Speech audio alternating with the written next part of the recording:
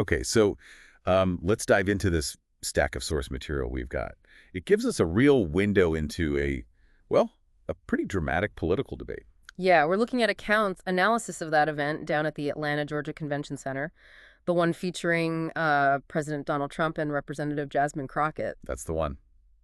And according to these particular sources, the feeling even before it kicked off was just incredibly heavy, tense. Momentous is the word they use. Not, like a concert vibe or a big game, No. but something thick with this kind of breathless tension. Like everyone felt something really significant was about to unfold. So our mission today really is to unpack the key moments, the revelations that are presented in these sources.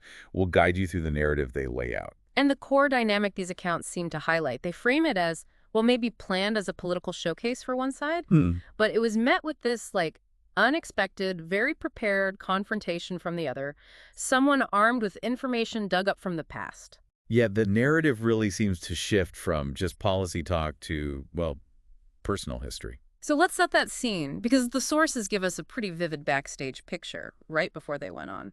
Yeah, they do. According to these accounts, Jasmine Crockett was in this quiet green room. Just the sound of a ticking clock, apparently. Wow. Her suit, impeccably pressed, light makeup, but it's noted as accentuating her resolve. Okay. Described with this upright posture, almost like a warrior preparing. But, and this is interesting, her hand was slightly trembling as it rested on a thin stack of documents. Ah, the documents. And thin, you said. Thin stack, but the sources emphasize it felt heavy. Loaded with strategy is how they put it. Gotcha. Heavy with strategy. And her eyes kept flicking to a countdown timer.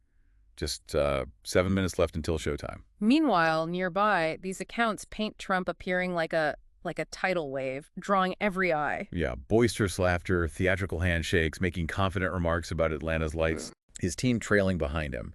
And one aide is clutching this mysterious black case, characterized as holding some kind of ultimate trump card. The ultimate trump card. Okay. Yeah. And they moved with swagger, right? Like they were sure of winning. Totally. An aide hands Trump some papers. Yeah. He scans them, nods, satisfied. And then, the sources claim, he flashes this calculating smile and says, she won't know it hit her. Oof. Okay. And out in the auditorium, hundreds of seats filled. Diverse crowd describe older voters, young activists live streaming. Right. Small business owners, retirees, all waiting. You can picture it. And then, okay, the debate begins. Moderator opens, introduces Trump, introduces Crockett. Applause is reported, warm for both. Trump strides out, waving, 2 thumbs up. Classic Trump, maybe. Yeah. Crockett follows, walking more slowly, just a light nod to the crowd. She puts her documents on the podium. There they are again. Her hand brushes them. And the accounts note, just for a second, her eyes showed a hint of anxiety. Interesting detail. Yeah. Then the format. Moderator lays it out. 2 hours, alternating responses, no interruptions. No interruptions. And Trump's reaction. Sources say he smirked at that, glanced at the audience. Got some chuckles. Okay. And Crockett. Didn't react, apparently. Expression unreadable, just scanning the crowd. All right. First question. Goes to Crockett. About the greatest failure of the American economic system today. And her response. Delivered in a steady voice, according to the source. Said the failure stems from unfair decisions by those in power prioritizing their own interests. Okay.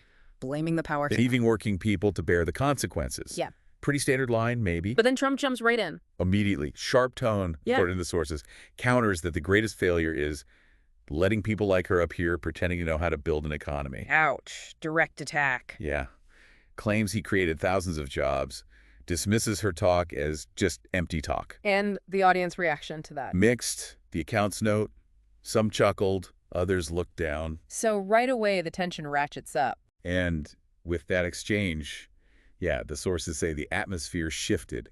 Trump, as they portray it, was just getting started. So these sources really describe Trump commanding the stage from the get-go. Overwhelming force, almost. Leaning forward, interrupting often, laughing loudly at his own jokes.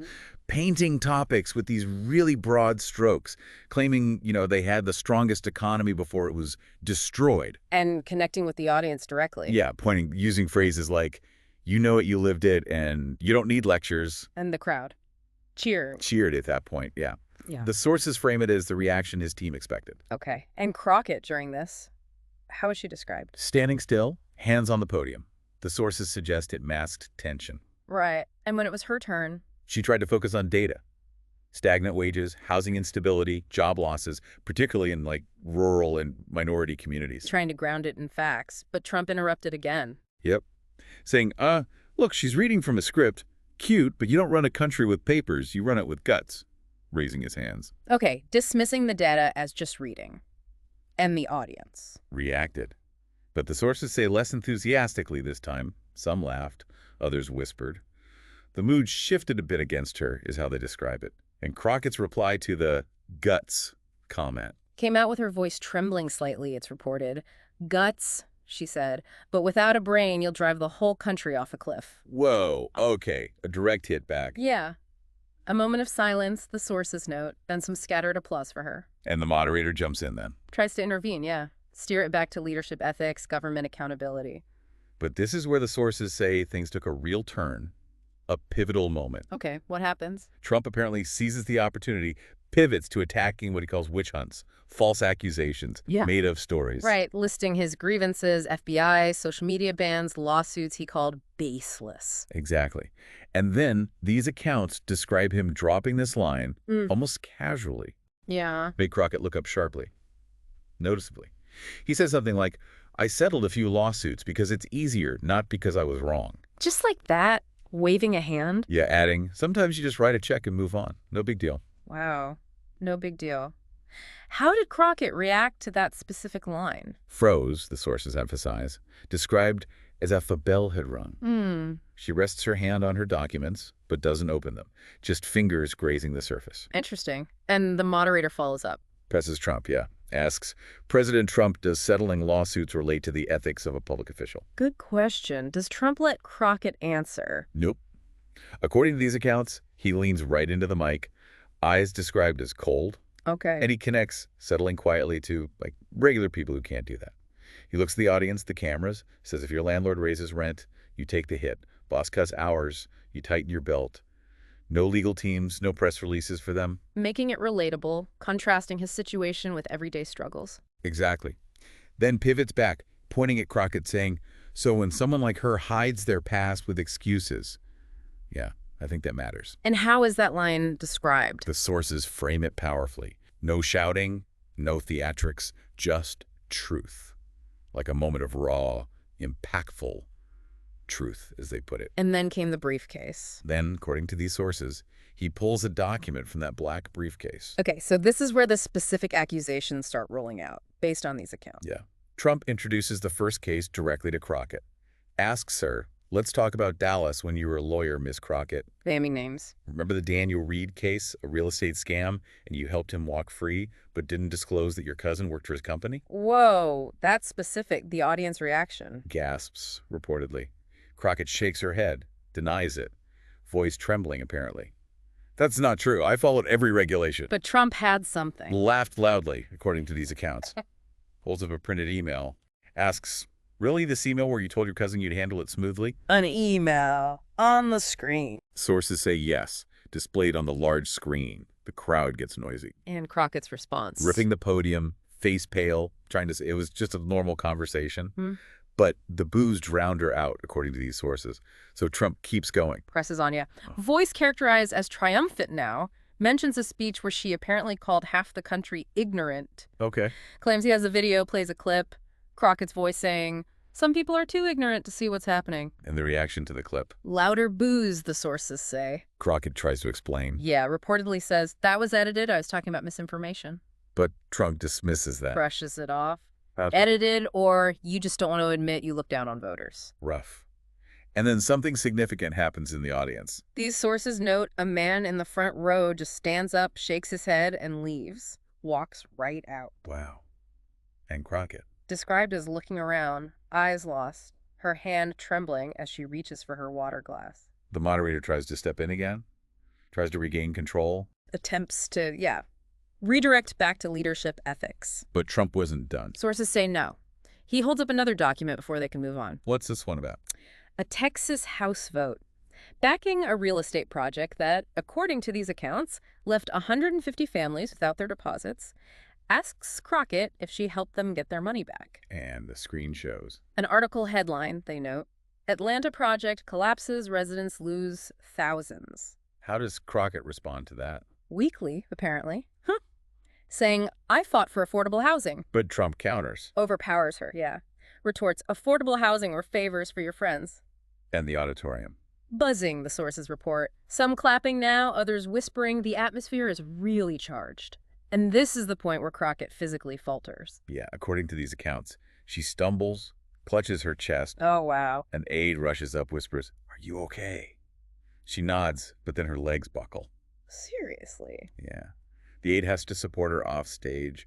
The audience falls silent, cameras zooming in. And Trump's reaction to her leaving the stage. Remains at his podium, waves triumphantly, and states, as reported, that's what happens when the truth comes out. So, after that first stumble and exit, Crockett comes back, but things are different. Yeah, from that moment, these sources say she falters. Her rebuttals are described as seeming off-key. Trying to deny the accusations. She does, but the sources note mixed reactions from the audience now. Then she criticizes the moderator for bias. How did that go over? Not well. Some eye-rolling in the crowd reported. Then she turns on Trump, calls him an opportunist. Yeah, chasing attention. And these sources suggest that's when things really shifted hard against her. How so? A middle-aged woman, front row, holding a Crockett sign. She just stands up, walks out slowly. Slowly, not angry. Described as not rushed, not angry, just done. Her empty seat becomes like a symbol. Wow. Did Trump react to that? Noticed it, these accounts say, but didn't overtly react. They suggest he didn't need to. Why not? Because the focus was shifting to him. Not because he was loud or showy at that moment, but because he was described as being calm, consistent, and making the room think. So he sensed his moment had arrived. That's the narrative presented here, yeah. They highlight he'd been largely still, conserving energy while she struggled, watching, listening, waiting. And now, they say, it was his turn. Okay, so the moderator tries to get back on track, asks about the 2008 financial crisis, leadership's role. Right. And according to these sources, Trump adjusts his mic, takes a breath, and starts calmly. Calmly, after all that. Yeah, the sources note his voice didn't need to overpower Crockett because it didn't have to. He tells this personal story. What story? Says, my dad lost his job in 2009. Describes him not as greedy, but as a mechanic in Savannah, working 7 days a week. Okay, relatable figure. But when he got laid off, the bank came with papers he didn't understand. Trump says they didn't care about effort. They just wanted a signature. Connecting it to the feeling of powerlessness against systems? Exactly. The sources describe the auditorium falling silent then. Even Crockett's supporters paused, listening.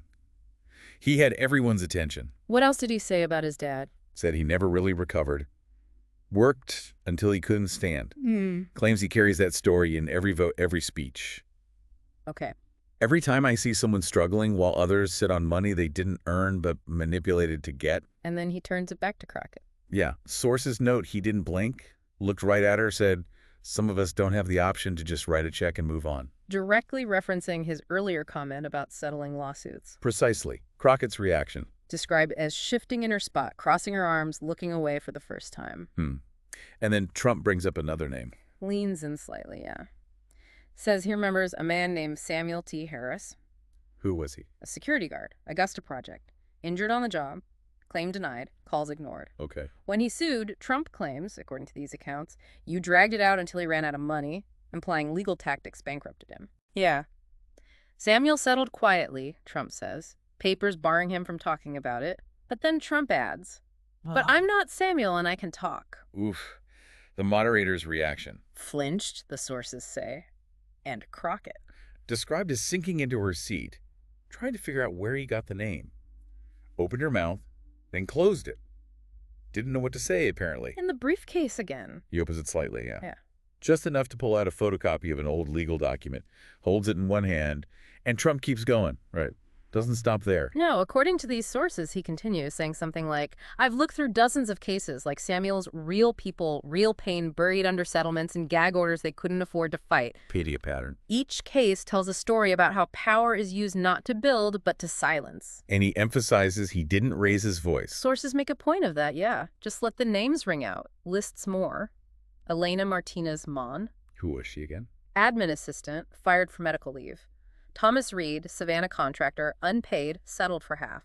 Clara Brooks from Columbus.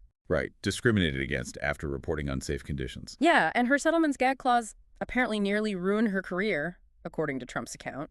Then he looks back at the moderator And says, "You asked about leadership in a crisis. Here's the truth. When someone shows you who they are in small rooms with no cameras, that's who they are in big auditoriums." Powerful framing. Ah, How's Crockett holding up during this? trying to steady herself, but her hand shook, touching her water glass, the sources describe. And Trump brings up something else. A donation. Firm voice, yeah. "And the campaign donation, Miss Crockett, you took $15,000 from an Atlanta businessman now under investigation for tax fraud. Did you return that money?" And the screen shows. A photo, sources note, of Crockett shaking hands with the man at an event. Audience murmurs again. Crockett's response. Shakes her head, weak voice reportedly, "I didn't know he was under investigation." Trump presses her. Asks, "Didn't know or didn't want anyone to know?" Boos erupt then, the sources say.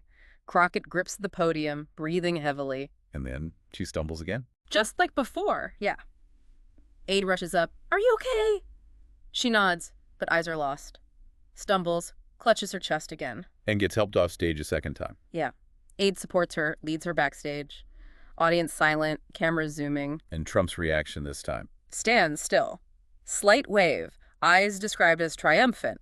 States, "The truth has its own power." Okay, so after that second exit, does Crockett even try to come back or respond from offstage? The sources say she did, forcing a smile, trying to brush it off. Quoted saying, "Come on, everyone makes mistakes, want to dig up the past. I bet you've signed things to silence people too." Try and normalize it, maybe? Turn it back on him? Seems like it. She turned to the audience, voice trembling slightly according to these accounts, saying, "There's a difference between silencing someone and destroying them. Most people here know that feeling. Told to forget. Suck it up and stay quiet." Trying to connect with a sense of shared grievance, maybe? Did it work? Sources say no. The room didn't shift. Her words lacked weight, drowned out by the earlier accusations. She looked like she didn't know what was coming next, for the first time. And the moderator tries again. Tries to restore order, yeah. Asks if these incidents affected Trump's political decisions. Crockett answers that. Hesitates, eyes wavering, then responds, as reported, "I am saying when you make a habit of using silence to cover things up, it shapes how you see people. If you treat workers as disposable in business, don't be surprised when you treat them that way in politics." Okay, trying to frame it as a character issue applicable to politics. With reaction. No applause, no cheers, just heavy silence, the sources say. But Trump's briefcase wasn't empty yet. Exactly. These accounts point that out. The moderator is fidgeting, caught between the script and the drama. Trump sets down the document he just read, face up, Letting it there. and pulls out another sheet. I want to talk about someone else, Trump says, according to these sources. Who now? Nathan Brooks. Described as a construction manager. Athens, Georgia. Crockett's reaction to the name. Lips twitched, voice faint, according to accounts. Says, "I don't know that person." And Trump's response. Blunt, as reported. "You don't need to, but he remembers you." Scans the paper. Looking for a quote. Yeah. Describes Nathan being hired to oversee a development. Crockett backed in suburban Athens. Upscale housing promise, jobs, photos taken. The usual promises. What happened? 6 months later, project stalls. No permits, no studies, no final payments. Contractor's gone. And Nathan Brooks? Trump says he got blamed by the community, lost 3 contracts, his family fell apart, and eventually his home. Auditorium silent. The accounts note. How does Crockett respond to that story? Leans to the mic, repeats, "I don't know this person." Says, if something went wrong, maybe he didn't do his job well. Adds, "You can't pin every failure on me. That's how construction works." Trying to deflect blame onto the manager or the industry. Did Trump buy it? Didn't flinch. Described as stating flatly, "No, that's how you work." Hold up an old Athens Banner Herald article. Project collapses, city left behind. Says people don't remember it because it wasn't NYC or DC. But it happened, and the scars remain. And he keeps going. More examples. Yeah, voice sharp now, according to sources. Brings up a closed-door meeting in Atlanta. Claims she promised support for a housing project but favored a contractor tied to her friends. The result. 100 families lost their deposits, he claimed. The screen displays a document, a contract, sources say, with Crockett's signature. More murmurs from the audience. Crockett denies it again. Shakes her head, voice trembling, insists, "That's not true. I fought for affordable housing." But Trump repeats his line. Overpowers her. Asks again, "Affordable housing or favors for your friends?" Boos erupt. Another person leaves. Yeah, a woman in the 5th row stands, shakes her head, walks out. Crockett tries to continue. saying, I'm not hiding anything, but her voice trails off, according to these accounts. Moderator tries to jump in, isolated or pattern. Tries to redirect, yeah. Yeah. Asks if these are isolated incidents or a pattern, but Trump cuts in. Firm voice. They're not isolated. That's how she operates. And then drops another bombshell. And I haven't even mentioned the veterans yet. Oh, boy. The word veterans, how did that land? Like a brick, the accounts state. Crockett freezes. Hand instinctively touches her water glass. Quick sip. What was the veteran story? Trump pulls out more documents, marked with tabs, describes a project, Albany, Georgia, purchased by a company he linked to her campaign, pitched as a luxury resort. Okay. But the land housed a temporary program for veterans recovering from addiction, PTSD.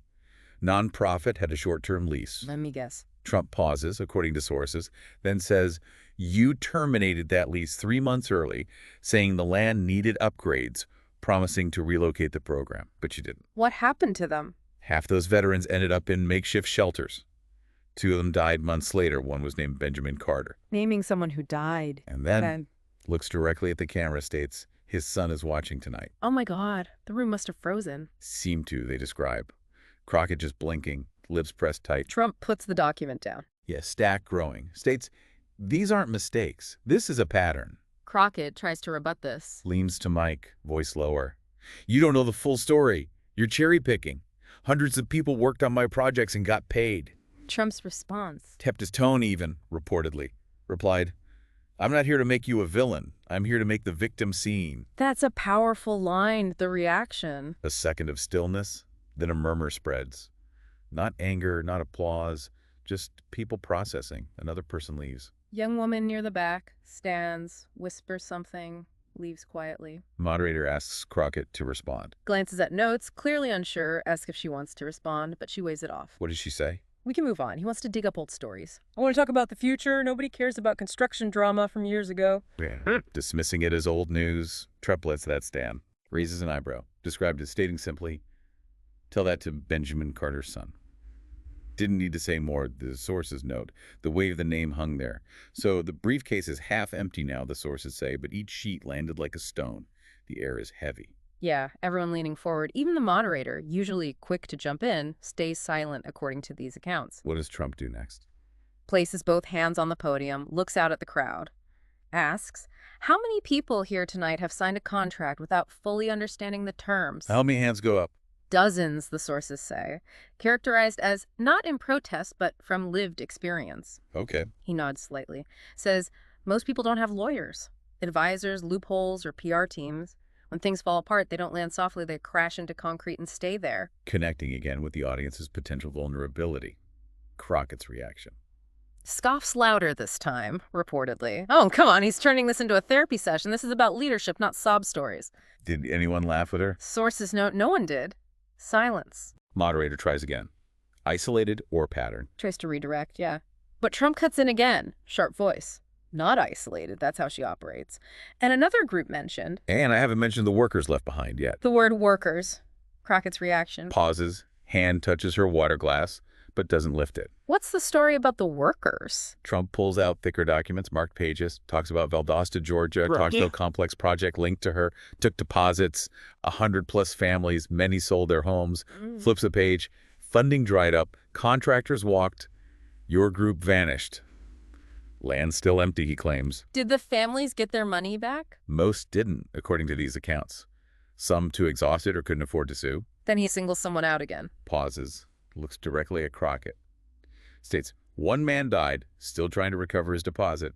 His daughter is here tonight. Oh, man. Audience reaction. Held its breath, sources say. Crockett pressing her lips together, eyes lost. Trump puts the document down, repeats his line. Sets it down, stacked taller, declares, this isn't a mistake. This is how you work. Framing it again as intentional. Crockett tries to distance herself. Leans to Mike, weak voice, according to accounts. That project didn't have my name on it. It was a third-party contract if someone mismanaged it. That's not my fault. Trump pushes back. Unflinching, according to sources. You posed for photos at the groundbreaking, posted on social media, put your name on the billboards, but when it collapsed, you vanished. That's the pattern. Take credit for the promises, abandon the reality. Crockett has no reply to that. Sources note she didn't offer one. Trump pulls out something else. A deposition. Yeah. This is your sworn testimony in a fraud case in Thomasville when asked about unpaid workers. You said, and I quote, "That's not my problem. That's the contractor's job." Wow. Reads her own words back at her. Pauses. Lets it sink in. Adds, leadership isn't blaming others when it's convenient. Leadership is taking responsibility even when it's hard. Any reaction to that? A quiet clap from the second row. Source's note. Then stops. But the room had shifted. Crockett tries one more time. Tries to regain control, yeah. Says every politician, every leader hurts someone. At some point, that's life. That's the cost of doing big things. Trying to frame it as unavoidable collateral damage of leadership. Trump accepts that. Steps closer to the mic, counters, no, that's the cost of how you do things. And the final item from the briefcase. Pulls out one last thing. A black and white photo. Corner bent. Who is it? This is Henry Lawson, a construction worker in Columbus, Georgia. Your project, he says. Worked 6 weeks. Contractor vanished. Henry unpaid. Places the photo down slowly. He died of kidney failure, unable to afford treatment. His wife works as a receptionist at a hotel 3 blocks from here. Just devastating detail. Crockett's reaction. Paled, sources say. No trace of confidence left. Moderator tries to call a break. Speaks up, voice strained according to accounts, suggests we should take a break. But Trump speaks first. What does he say? No, turning to the audience. People like Henry never get a break. They work until they can't, they trust, until they're forced to stop. And she wants you to vote for her to forget at all. But I don't forget, and I won't let anyone pretend this didn't happen. And the moderator Nods slowly. Says, we'll move to closing statements. So, moving towards the end, Crockett is still standing there. How is she described? standing, yeah, but hands trembling. Trying to adjust her jacket, but the forced smile isn't working anymore. And Trump's briefcase is empty. Nearly empty, yeah. But each sheet he laid out is weighing on her like a stone, according to these accounts. He hadn't touched the mic, but the pressure was intense. Moderator asks her if she wants to respond before closing. Turns to her, yeah. Sources say she takes a deep breath, opens her mouth, but her voice falters. There are always people who feel left behind. That's the cost of building. Echoing her earlier point, but does it land any better? No, the words don't carry weight in the room, these accounts state. Trump's posture. Standing still, gaze described as cold. Just watching. Crockett tries again. Tries to steady herself. Shaky voice as reported. Things aren't always perfect, but I've brought opportunities, built more than most politicians. Voice breaks on the last word. Reaches for water again. Yeah, hand trembling slightly. Trump motionless, eyes sharp, never leaving her. His briefcase flat now. He didn't need more. The weight of what he'd said was doing the work. She continues trying to defend herself. Voice weakening, according to accounts. What you've heard tonight is a series of cherry-picked stories. You think I'm the only one who's been sued? You think other politicians haven't taken shortcuts? I brought jobs to places no one cared about. That's what matters. Then she pauses. Longer than usual, yeah. Then adds, and this attempt to make me the villain, it's just politics. It's desperation. He's desperate. He's trying to build his name off me. Turns to the audience, asks, you see that right? And the crowd's response this time? Nothing. Sources say some stared. Others looked down. A man whispered to the woman beside him. She didn't reply. Just silence. Moderator tries to move to Trump's closing. Tries to salvage things, yeah. Suggests moving on. But Crockett cuts in. Before Trump can speak, yeah. Faster now. Less composed, according to accounts. I've been attacked my whole life. Fake news bias courts. Politicians like him who build nothing but sound bites. You know what? They're scared. They're scared because I'm not like them. I don't play their game. I don't bow. Gripping the podium. Voice trembling. Yeah, gripping the edge. Voice trembling, but described as not with anger, not with confidence, but something else. And in the final stumble. Stumbles slightly, yeah. Takes a step back, like losing balance. Left hand grabs the podium, but misses the center. Body tilts. Moderator freezes. Trump's reaction. Moderator freezes. Sources note Trump's expression didn't change, but his eyes flick toward Crockett's aide off stage. What happens next? Crockett exhales sharply, sways. Soft "oh" from the second row, sources say. Cameras rolling. Aide rushes on stage, whispering urgently. Crockett waves her off. Tries to, yeah, but handshake. The message, according to accounts, was clear. She was no longer in control, not of the narrative, the room, or herself. Moderator asks if she wants to go backstage. Lowered voice, yeah. Sources describe Crockett blinking. Sweat on her forehead, pale face. Adjusts her jacket like that could fix it. Steps back too quickly, grabs the railing behind the stage. Oh, man. Audience reaction. Silent. Cameras live. Another aide runs up, headset on. They support her gently, guiding her toward the curtain. Stiff steps, breathing audible according to accounts. And just before she disappears. At the curtain's edge, sources say she turns, not to the audience, not the moderator, but to Trump, who hadn't moved. Didn't move, didn't flinch. She holds his gaze, described longer than necessary, like she wanted to say something but couldn't. Then disappears behind the curtain. And the room. Whispers spread. No one knows what to do. Moderator tries to restore order. Well, take a brief pause to ensure Miss Crockett is attended to thank you for your patience. But the feed stays live. So Crockett's off stage for good now. What does Trump do? Quietly closes his briefcase, sources say. Described as no theatrics, just closing it. Glances at the crowd, then the moderator. And I'm ready for closing statements. But, the nation was already reacting. This moment was far from over. what was happening backstage with Crockett, according to these sources? Sitting in a chair, hands covering her face. An aide, Laura Mitchell, kneeling beside her, urgent voice. We'll issue a statement, clear this up. They can't twist the truth forever. And Crockett's response? Shakes her head, weak voice reportedly. They don't need the truth. They just need this moment. Nurse checks her blood pressure. Staring into space. Vacant eyes described. And back in the auditorium. Tension. People leaving. Tension lingered, yeah. An older man in a green jacket stood, shook his head, left his seat. Empty seat again, framed as symbolic. Trump still at his podium. Then the official announcement. Staffer whispers into the moderator's earpiece. Moderator nods, clears throat, announces, "We've been informed Miss Crockett is receiving medical attention. The debate will not continue. Thank you for your understanding." Low hum from the crowd. Trump doesn't leave right away. No. Takes a breath, then speaks. "I didn't come here to make a woman fall apart. I came because too many people have been forgotten." Camera stays on him. Continues. Yeah. "I didn't spend 3 weeks preparing this briefcase because I wanted a moment like this. Yeah. I did it because someone has to speak loudly in a place where the truth can't be edited or buried in the back pages." And how did those words land, according to the sources? Impactful. Didn't feel rehearsed, but like a statement born when emotion finally overpowered restraint. Then he leaves. Steps from the podium, walks slowly toward the wings. Just as he disappears, his mic catches his final words to Laura Mitchell, his campaign manager. What were they? That was from my uncle. The sources really highlight this private comment as maybe the true moment, not the stumbles or the walk-off. So the immediate aftermath. Media frenzy. Huge. Entering the dressing room, video was everywhere. Live streams, reaction videos. Some calling Trump's moment, others a breakdown. But the viral clips were Trump recounting the stories. The veteran, the daughter. Late-night shows pivoted from humor to shock. News channels. MSNBC analyst quoted, calling it a reckoning. CNN apparently split calculated character assassination versus he didn't attack, he exposed. Fox News commentary focused on Crockett's condition, but even there, social media comments were critical of her lack of answers, acknowledging Trump just spoke, didn't yell. Pundits admitted he was prepared. Trump's phone blowing up. By 10:45 p.m., 89 missed calls, email crashed. Messages from everyone's staff, classmates, pastor, and that man from Columbus, Henry Lawson's son. What did he say? "Thank you for mentioning my father. No one ever has." Sources say Trump read it, paused, whispered, he should never have been forgotten. Any specific clips going viral? Yeah, a short one. Just Trump saying they don't have a mic, but I do. Yeah. Got millions of views. While CNN questioned document credibility, Fox News ran, "Trump takes down Crockett with undeniable truth. Different narratives forming." But Trump wasn't focused on the media spin. Sources suggest not. Portrayed as still carrying the weight of a promise to himself. Quiet ride back to the hotel in Columbus. Plain black SUV. Told Laura Mitchell no debrief, just wanted to sit with it. Where did he stay?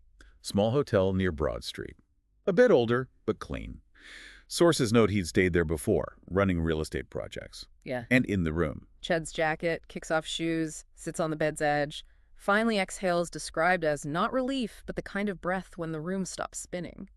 Hands steady now, but earlier, backstage after Crockett collapsed, they had trembled. Sources observed not fear or nerves, something else. Laura Mitchell asks if he's okay. Yeah. He looks up, eyes heavy, according to accounts. Asks if she remembers the story about his uncle. Not the loan denial, he says, the other one. The other story. Pulls an old faded photo from his wallet. This is my Uncle George, a welder. Worked on a project linked to Crockett in Augusta back in the 2000s. Yeah. Worked hard, paycheck stopped, crew fired, contract fell through. Uncle called, sent letters, no answer. Lawyer couldn't help, project transferred, no trace left. What happened to the uncle? Trump sets the photo down, gaze distant. Said his uncle never recovered. Lost job, house, health. Started drinking. Aunt left. Points at a kid in the photo. This kid, he says, is dying. He's serving 12 years in Georgia now, never had a chance. And Uncle George. Died in a rented room above a hardware store, Trump claimed, according to accounts. Only Trump and the lawn guy at the funeral. Wow. That explains that was for my uncle comment. Exactly. He pauses, gaze distant, then says, so when I say this isn't politics for me, I mean, it's not about parties or headlines. It's about people like George.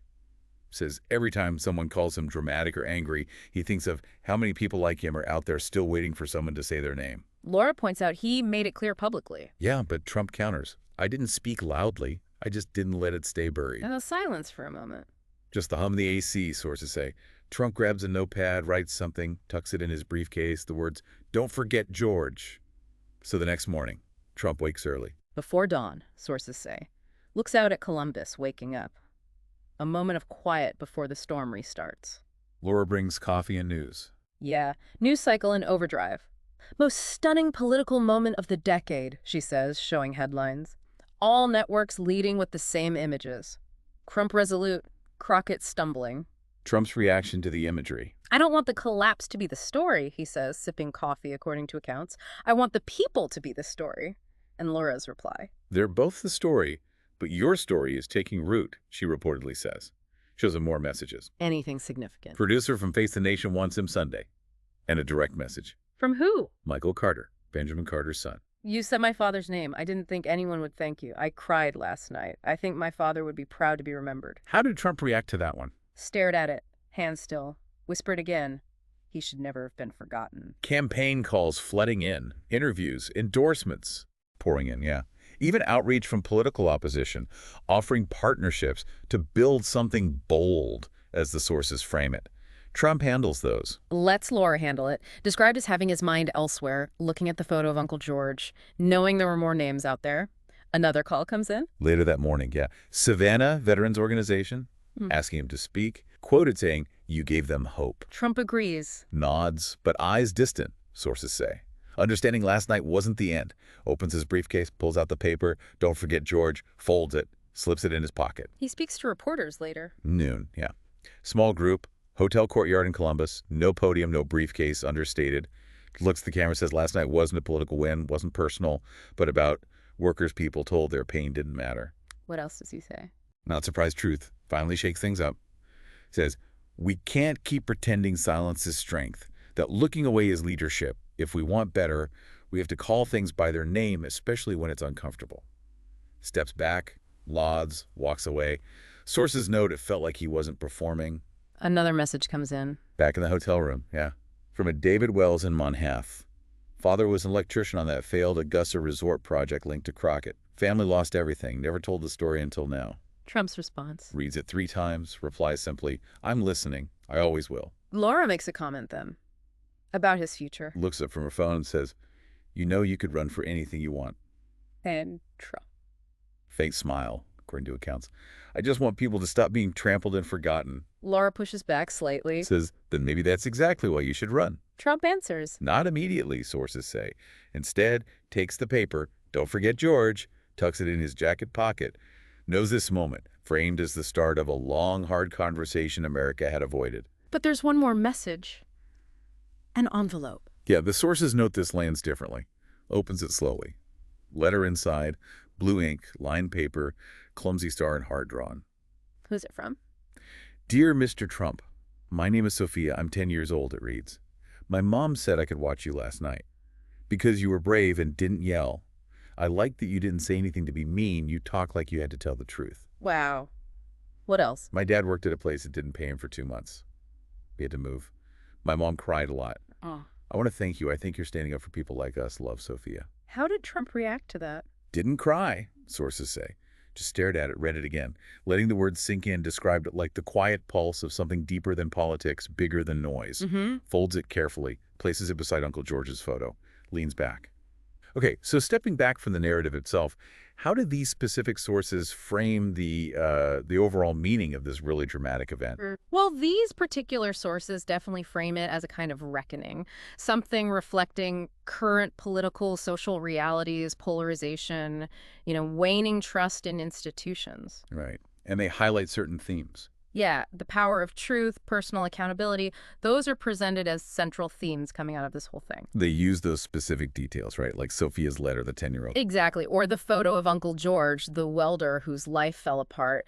They use those to show the profound impact leadership actions or inactions can have on just everyday lives. And Trump carrying those reminders, the note, the letter. The sources suggest that reflects a core American value, or at least the idea of it. Fairness, opportunity for all, and remembering those who kind of fall through the cracks. So the lesson these sources seem to draw is That in today's America, where social media amplifies everything but can also blur the truth, everyone needs to learn to stand up for what's right, as they suggest Trump did here, by exposing these alleged wrongs and focusing on the forgotten. So when you really take a step back from this deep dive, looking at these specific accounts, this debate is portrayed as clearly much more than just, political theater. Yeah, it really brought to light, according to these sources, how past actions, things maybe seemingly disconnected or buried for years, can have these really profound, lasting impacts on individual lives.